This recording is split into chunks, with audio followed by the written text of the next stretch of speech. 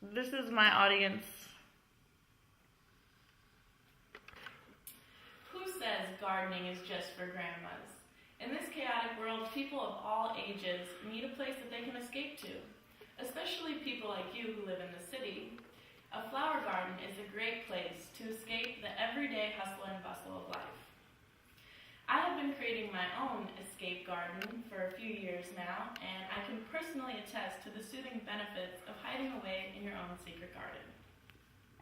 Today, I would like to teach you how to make a flower garden, following 3 simple steps. 1, planning your space. 2, cultivating your soil. And 3, planting. Let's get growing. The first step in creating your flower garden is to plan your space.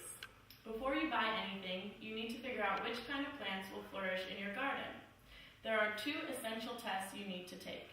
The first is you need to test the soil acidity.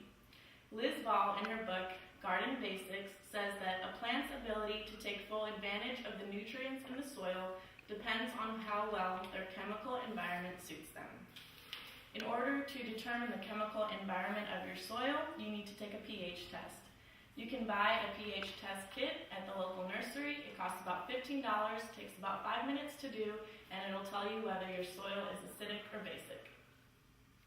You also need to determine how much sunlight will reach your garden. Different plants have different light requirements, and you want to make sure that you'll buy a plant that will grow in your garden. When you go to buy your flowers or your seeds, make sure that you read the packet because it will tell you the light requirements for that plant.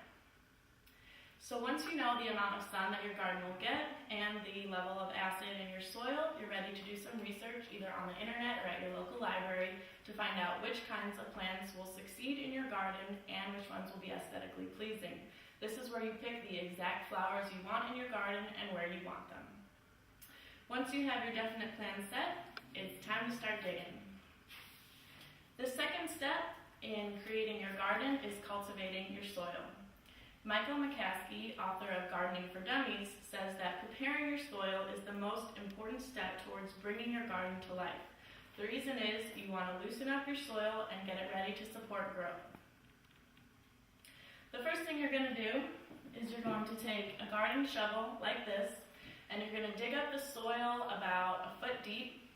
The reason is you want to get your soil full of air so it'll be rich in oxygen.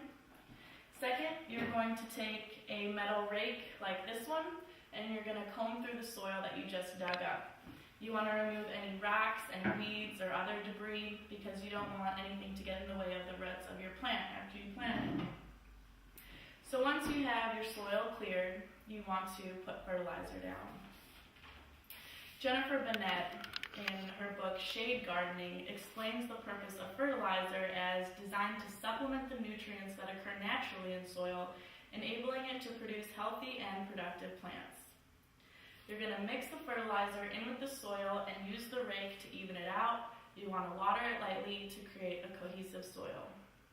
Once the soil is clean of debris and you got the fertilizer properly mixed in, you are ready to plant. The third step in creating your garden is planting. At this point, you can choose to use seeds or pre-grown flowers from a nursery. Either way you choose to go, the following steps apply. First, you're going to dig small holes into your soil about a few inches deep. If you choose to use pre-grown flowers from a nursery, you want to adjust the depth of the hole you dig to match the length of the root of the flower that you picked. You're going to place the flower or the seed into the hole, put the soil in the hole, and then pat it down. Once you do that, you want to put mulch on top of it.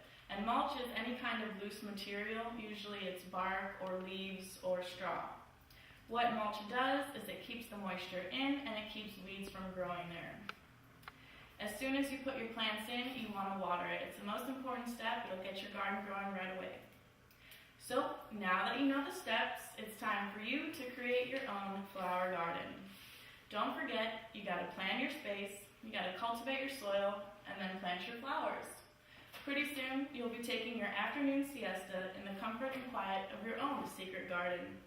Your friends may not understand the natural beauty of it, but if it's good for nothing else, at least your grandma will be impressed by it. Thank you.